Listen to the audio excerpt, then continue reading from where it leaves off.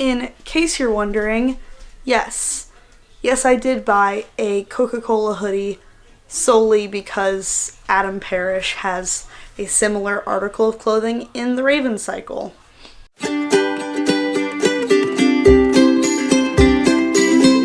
Hi, hey, I'm Morgan, and today I'm going to go through some top 5 lists I've created for 2018. So, 2018 is almost over. Ask you how you are, you just have to say that you're fine when you're not really fine, but you just can't get in. And through the course of 2018, I've read quite a bit of books. So I created some top 5 lists to basically sum up my reading taste. I have 5 different categories. We have my top 5 books of the year, my top 5 least favorite books of the year, top 5 new to me authors, my top 5 2018 releases, and then I have a top 5 list of non-bookish things. And in there I'll have my album of the year, my favorite new to me musician, favorite movie, TV show, and tattoo, because I wanted to incorporate non-bookish things, because segueing into 2018, I'm going to be talking about a lot more non-bookish things on my channel.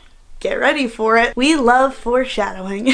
The first list I'm going to start with are my top 5 books of the year. I have probably talked about these a ton on my channel, and these are my top 5 favorite books that are excluding 2018 releases. So the first book I'm going to talk about in my top 5 favorite books of the year is definitely Scythe by Neal Shusterman. I just loved how expanded this world was. This world is so rich with development and building. This is a lot of world building. It's grittily written, which I really like given the setting and the context. It was one of the most fun I've had reading a book this year. I loved it. Number 2, this isn't going to come as a shock to anyone. I don't think it would, but I gotta talk about The 7 Husbands of Evelyn Hugo by Taylor Jenkins Reid, because I loved this book. I absolutely adored this story. It features one of my favorite tropes, which is an older person telling a younger person their story. It's just such a delicious trope, and I loved Evelyn's storyline and her being a Cuban American woman who, is coming to terms with her bisexuality. This book is all about accepting yourself and owning your truth and being authentic and organic, no matter if it doesn't look pretty all the time, because sometimes authenticity isn't pretty. And I just adored every second of this book. Taylor Jenkins Reid's writing style is just so poignant and is lyrical and amazing, and I just love the way this book was written. I thoroughly enjoyed every second that I cracked it open. I think I read it in a day and a half, 2 days. I was just nuts over this book and just hunkered down with it, and I adored it. So I'm putting this in one category because it's by the same author and part of the same series. I gotta talk about The Raven Cycle by Maggie Stiefvater. I read the last 3 books in the series, so I read a majority of The Raven Cycle this year. I think my favorite book in this series, as it stands with my first read through, is The Dream Thieves. This is all about Ronan. Ronan is one of my favorite characters. I had such a fun time reading The Dream Thieves. It took me forever and a day to finish it because I just wanted to stay in Henrietta for as long as possible, so I really savored my first read through of this series, and I'm so glad that I did. I adored every second that I got to spend with these characters in this world, searching for Glendower with them. I ate it up. I just love the character development and the relationships that build with these characters, and the plot is a thing. It's not a super expanded, incredible plot. This is a very character-driven series, and I love that. The development of these characters is absolutely outstanding. The way they care about each other, the way they care about what they care about is just so amazing, and I would go to war for every single one of these characters, and I love this series, and I will gush about it forever. So would it be a MorgyyReads video if I didn't gush about The Raven Cycle? And would it really be a top 5 list if I didn't include the fucking Raven Cycle? The next book I'm going to be talking about is, I think, another obvious one, and it is 6 of Crows by Leigh Bardugo. Wow. This book. This is another book where I would single-handedly lay down my life for every single character. I love this book because it's a ragtag group of outcasts, and they're all morally gray. None of them are truly good, and I really enjoyed that. I love their motives. It's about 6 outcasts, and they perform this heist that's super deadly and like all life-threatening, and just, yeah, it takes place in the Grishaverse, so there's a really cool magic system.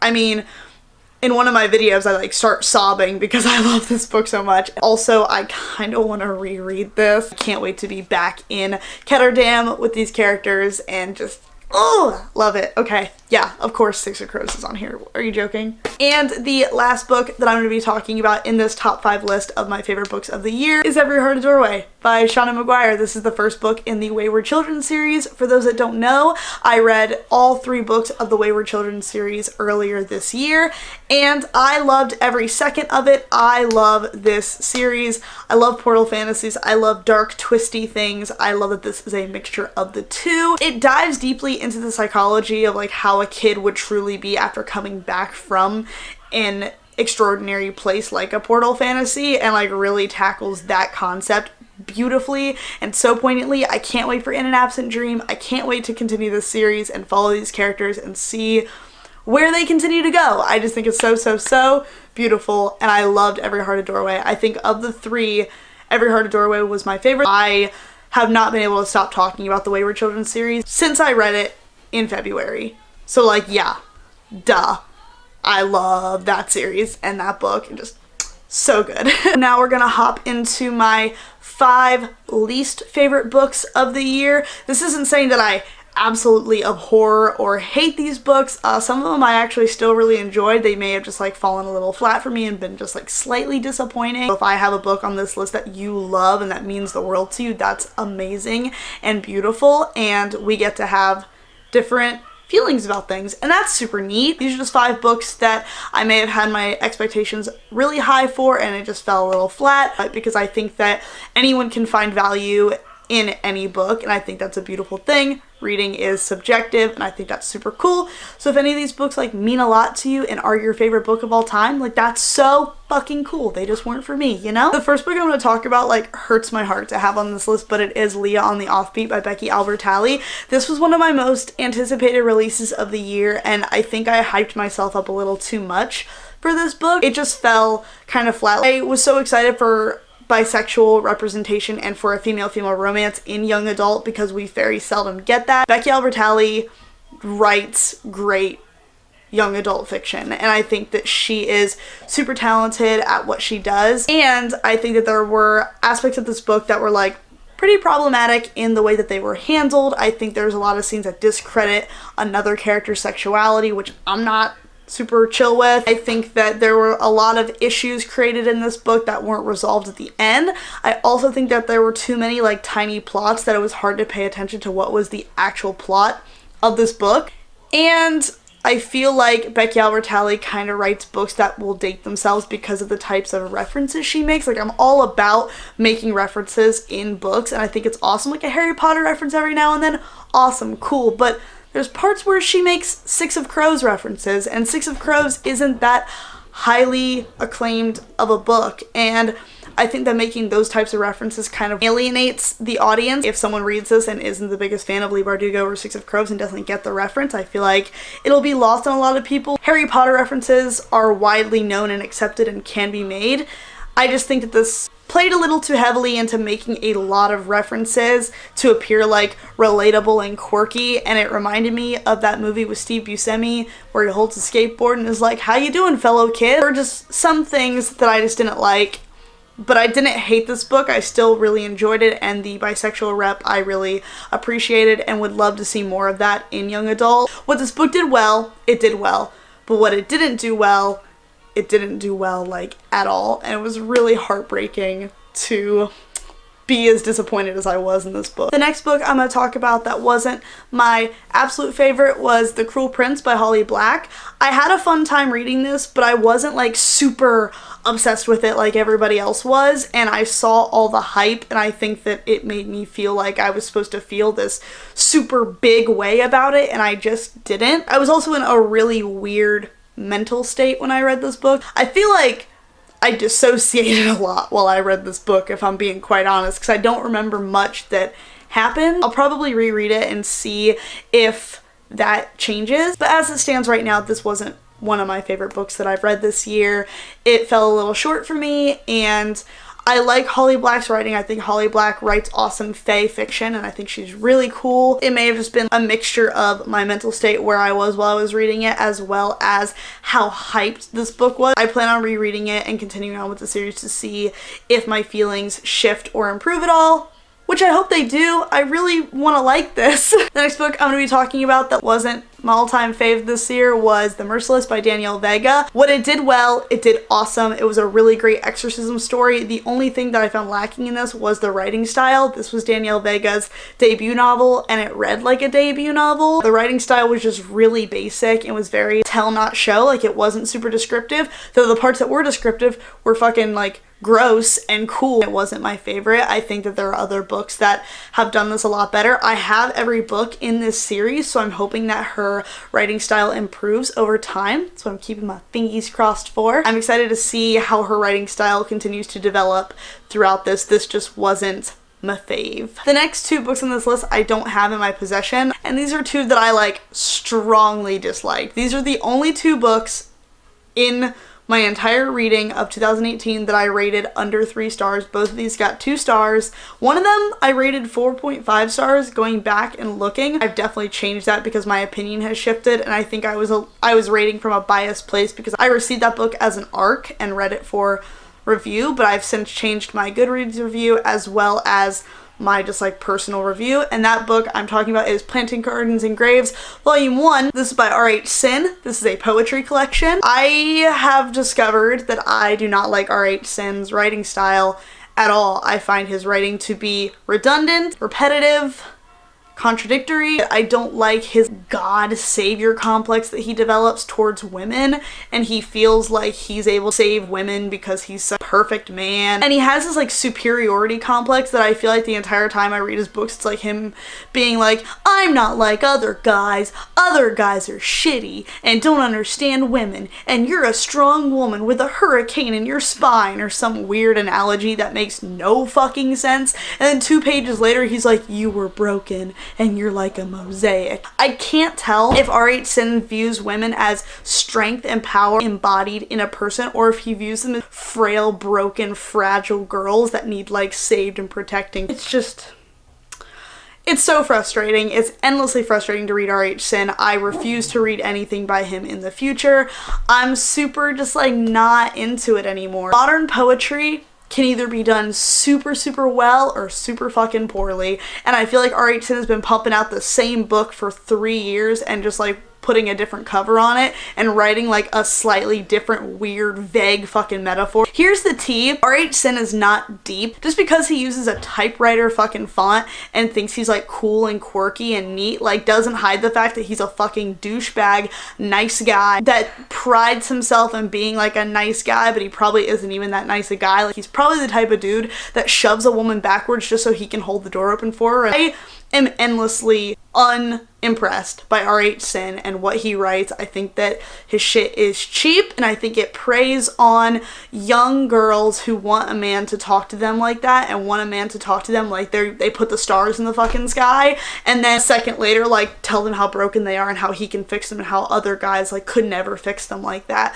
And it's like emotional grooming, and it's manipulative and fucking disgusting, and it's not poetry, and I refuse to read it anymore. So yeah, I didn't like Planting Gardens and Graves by R.H. Sin. Nope. The last book I'm going to be talking about in this list is The Sun and Her Flowers by Rupi Kaur. This is another poetry collection. This is a regurgitation of Milk and Honey. It's the same fucking poems as Milk and Honey. It's the same issues as R.H. Sin. Redundant, overplayed, contradictory. Like, I can't tell if she thinks that she's like the strongest woman that's ever lived, or if she thinks that she's fucking broken and needs a man to save her. Like, I just don't get it. I don't get what she's getting at. Like, her writing feels like codependency just like embodied. It's so overdone. There were poems with metaphors that were the same poems and metaphors that I had a problem with when I read Milk and Honey, and I went into this book with like a much more open mind than I did Planting Gardens and Graves. I went into this so hopeful that it would be better and that it would be good, and I was so excited. The first like 50 pages were chill, but my problem is with these modern poets, they make poetry collections that are like 300 pages long, and they like commit to that page count, and they realize like halfway through their book, like, holy fuck, I don't have that much content to put in one book. Might as well just regurgitate shit from previous works or write the same poem 7 times. This book felt disingenuous, it felt inauthentic, it felt rushed. If she had just made it like a 50-page like tiny little like chapbook of poetry, it would have been 5 stars. It felt like she was just recycling shit from Milk and Honey, or recycling stuff from earlier in The Sun and Her Flowers. Like, I just don't get it. Just not my favorite poetry collection this year. And I don't think I plan on reading anything else by Ruby Kaur. I don't think that her writing is really anything that I'm connected to personally. So next I'm going to talk about my top 5 new to me authors. One of them technically isn't new to me because I read one of their books last year at the end of the year, but I read a majority of her books this year, and I'm sure you know exactly who I'm talking about. Maggie Stiefvater. The Raven Cycle is my second favorite series of all time, right underneath Harry Potter. And Maggie Stiefvater wrote that, and it wouldn't feel right not including her in this list when I read a majority of that series this year for the first time. I love Maggie Stiefvater's writing. It's very floral and poetic. I just could read her shit forever. And I know a lot of people think that is long and drawn out, and like it is. Like, it most certainly is. Like, let's not ignore it. Here's the tea. I like that. I love it. I love her writing. It sings. It makes my heart sing. I love it. I love it. I love it. I love it. The sun is setting right now, so I'm trying to like rush through this. The next new to me author I'm going to be talking about is none other than, oh, you can't see it, Leigh Bardugo's down here. I love Leigh Bardugo's writing. It's fun, it's fast. Also, she pulls like her own experiences and puts them into the book. Like, Kaz Brekker has a similar disability that Leigh Bardugo has, and I think that's beautiful. Leigh Bardugo's writing is so immersive and fun and like whimsical and dark and everything I've ever wanted from a fantasy author. Like, it just, so good. The next author I'm going to be talking about that is new to me, that makes the top 5 list, is definitely, oh, it's out of frame, Neal Shusterman's over here. Like I said, I read Scythe a couple months ago, and I just started Thunderhead, and I'm fucking loving it. I love Neal Shusterman's writing style. It's gritty. It doesn't draw too long out. Like, his books are like not super short. They go by quickly. It's rapid pace, but everything gets done the way that it needs to get done. I very seldom leave a Neal Shusterman book with a ton of questions unanswered or unresolved, unless it gets answered like immediately in the next book, which I find just beautiful. And I love his writing. I think it's so great. I think for the setting that he creates, that grittiness and that like that depth is so necessary. He throws in these little one-liners that like just are just so good. I love Neal Shusterman stuff. I cannot wait to read more of it in the coming year. It's gonna be great. The next author I'm gonna be talking about is Taylor Jenkins Reid. She's up here. Taylor Jenkins Reid wrote The 7 Husbands of Evelyn Hugo, and I don't know what's stopping me from like picking up another one of her books, because I've heard they're all amazing, so I'm definitely going to be checking them out, and I cannot wait. I love the way that she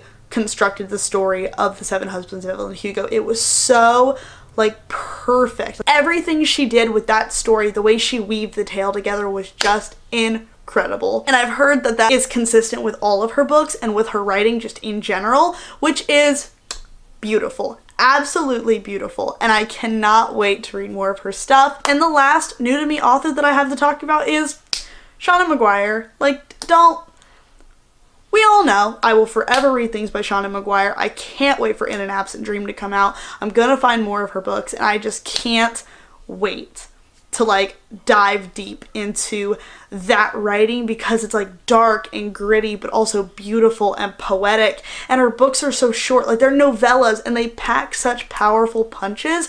Love that alliteration. Those books look so unassuming. Like, this whole time I was like, oh, they better be worth it. Like, the hype, like there's no way that these little books can be that deserving of that much hype, but they fucking are. They're so good. I can't get enough of that series or of Seanan McGuire's writing. I can't wait to read more. Next, we're going to talk about my top 5 2018 releases. The first one I'm going to be talking about, I don't think anyone's going to be shocked by. It's fucking Beneath the Sugar Sky by Seanan McGuire. Are you new here? Hi, if you are, I love the Wayward Children series. Beneath the Sugar Sky came out in January, and it was amazing. It's the third book in the Wayward Children series. It's a direct sequel to Every Heart a Doorway, and it was so good. It was so whimsical and fun, and getting to explore that area of portal fantasy was so cool. It was just as fast-paced and fun and riveting and immersive as the rest of the books have been in this series and in this world, and I just can't wait to see where the story goes from here. The next book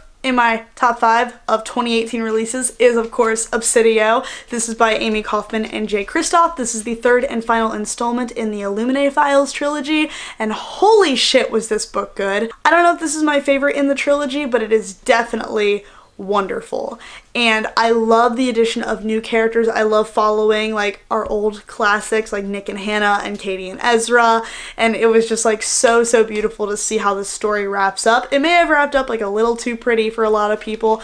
I sometimes like that. Like I just like it got to the point in this book where I was just like, I just want all my babies to be happy, and that's how I felt by the time this book wrapped up. We stan Aiden in this house. This book was phenomenal. It was a wonderful way to wrap up this trilogy, and I loved it, and I can't wait to reread this trilogy and to re-experience this story. This came out in March of this year, and I just adored it. Okay, I loved it a lot. Next, I'm going to be talking about The Witch Doesn't Burn in this one. This is by Amanda Lovelace. This is her second book in the Women Are Some Kind of Magic series of poetry collections, and she uses being a witch as a metaphor for overcoming sexual assault, and I really like the use of that metaphor in this book, and I absolutely love Amanda Lovelace. She's one of few modern poets that I feel is doing it right and is like really tackling modern poetry. Like her books are short and sweet, and her poems like mean something, and she weaves a tale together throughout her book and throughout the structure of her books, which I really like. I feel like this came out in March as well. I can't remember off the top of my head. I do know it came out early this year,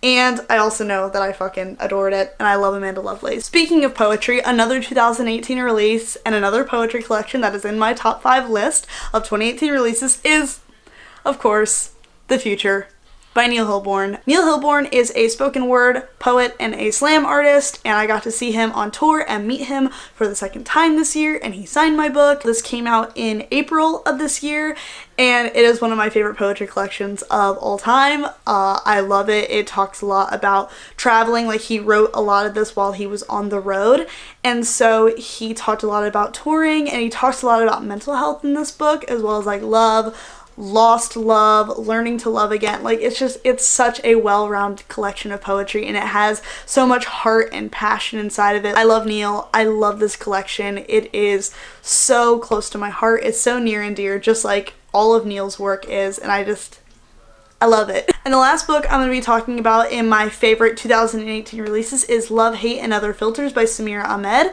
I believe this came out in either January or February. I read it around that time this year, and it was so good. I loved the way this story was written. I can't wait to read more of Samira Ahmed's work. If I'm not mistaken, this is her debut, and I believe she's writing some other things, which I'm so excited about. I gush about it a lot. We have a whole live show discussion for the Hot Mess Book Club talking about this book. It was really cool to be able to talk about this book and discuss it with Dana, Deja, and Rhiannon. If you want to go see all of our thoughts, I will leave the link to the live show in the description because it's still up on Rhiannon's channel. It's an Own Voices story. It's chock full of diversity. It's so sweet, and I liked it a whole hell of a lot. Alright, it's time to talk about non-bookish things. Y'all ready for this? The first thing I'm going to talk about is Album of the Year, and for me that definitely goes to The Wonder Years Sister Cities. Are you fucking joking? The Wonder Years is my favorite band of all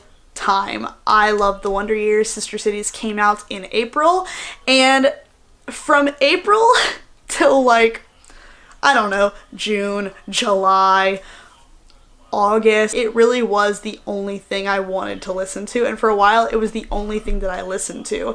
It's so beautiful, the way that it's written, the way that it's constructed, it is incredible. It's a fucking masterpiece. I love Sister Cities. I highly implore you guys to check it out if you haven't. Two songs that I highly recommend are Flowers Where Your Face Should Be and We Look Like Lightning. I think that those songs are absolutely outstanding. I love this album. I could gush about it for forever and a day. I plan on getting a Sister Cities tattoo at some point in the near future. And yeah, I absolutely adored this album, and I still do. Like, I listen to it all the time. In that same regard, I'm going to be talking about my favorite new to me musician of the year, and for this I think it's definitely going to have to be This Wildlife. I've listened to them before. They have a cover of Sleepwalking by Bring Me the Horizon that I like a whole lot. That's really all I listened to of theirs up until this year when I listened to their album Petaluma, and wow, they're so good, so talented, so lighthearted. Their music is like a breath of fresh air. Like, it's super upbeat and positive, and ukuleles and beautiful, beautiful harmonies. Two songs that I highly recommend are Katie Ray and Hold You Here. I love those songs a lot. Those are specifically off of the Petaluma album, which I was listening to a lot this year. Also, their Sleepwalking like live session cover is choice. As far as movies go, I didn't see a ton of movies this year. I think my favorite movie of the year was Love, Simon. Love, Simon came out in February of this year. It feels like it was forever and a fucking day ago. Love, Simon was a beautiful book to movie adaptation. I didn't mean to pick a book to movie adaptation. It's just thinking of all the movies that I saw this year, excluding rewatches, this is definitely my favorite. Like, it was so funny, it was so sweet. I bawl my eyes out every time I watch it. I rewatched it like a month or so ago with my mom, and I just was a sobbing mess. We just need more queer rep in all types of media.